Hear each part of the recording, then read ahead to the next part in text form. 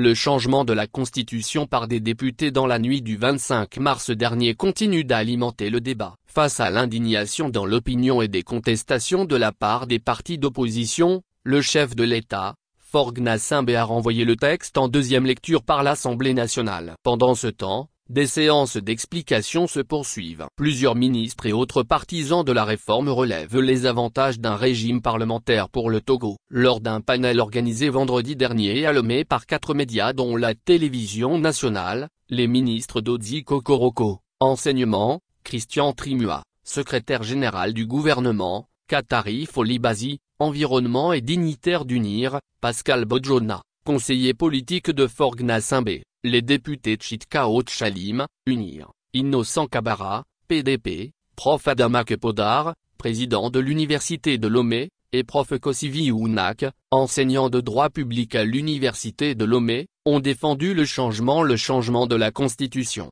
Face à eux, Prof David Odos, le porte-parole du Front citoyen Togo Debout, a défendu une position contraire. L'acteur de la société civile critiquait une démarche inopportune. De l'intérêt d'une nouvelle constitution, Prof Kosivi Ounak lance les hostilités. Et comme lors de ses premières sorties sur le changement, il indique qu'il est question d'une révision totale de la constitution togolaise qui s'apparente à un changement constitutionnel. À la suite, Prof Adama Kepodar estime que la révision constitutionnelle est signe de la vitalité politique au Togo. Le président de l'université affirmera ensuite que le changement de la constitution togolaise est une priorité, avançant la nécessité d'une lecture économiste et développementaliste de la loi fondamentale.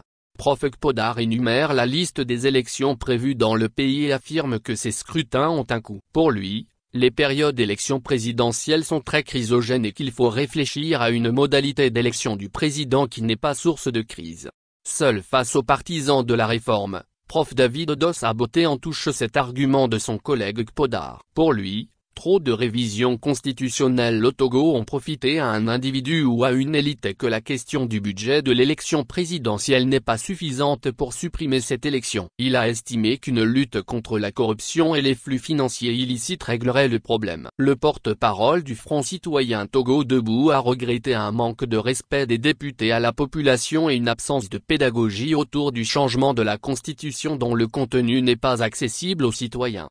Sur la question de la légitimité des députés à opérer un remplacement de la Constitution à la fin de leur mandat, Pascal Bodjona estime qu'ils tirent leur force de l'article 52 qui stipule qu'ils restent en fonction jusqu'à la prise de fonction de leur successeur. Même position pour Chitkao Tchalim, Kosivi Ounak et Adama Kepodar. Avantage du régime parlementaire d'abord, Prof Dodi Kokoroko a tenté de présenter les avantages de la nouvelle Constitution. Pour lui, le texte a le mérite de dédramatiser la fonction présidentielle, déverrouiller l'espace politique. Il avance que l'actuel chef de l'État ne peut pas être à la fois président de la République et président du Conseil. La réforme doit être considérée comme consolidatrice de notre jeune démocratie. Cette révision constitutionnelle et dignitaire du parti au pouvoir estime qu'il faut continuer les discussions entre acteurs pour le bien du pays.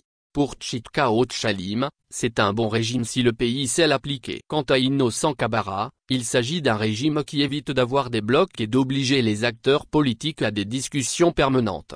De son côté, le professeur Adama Kepodar, président de l'université de Lomé, le régime parlementaire est une vie de ménage. Il est possible d'après lui d'avoir des alliances qui vont étonner le peuple. Il y a aujourd'hui 3 modalités d'influence par les partis politiques sur la désignation du chef de l'État. Il est élu,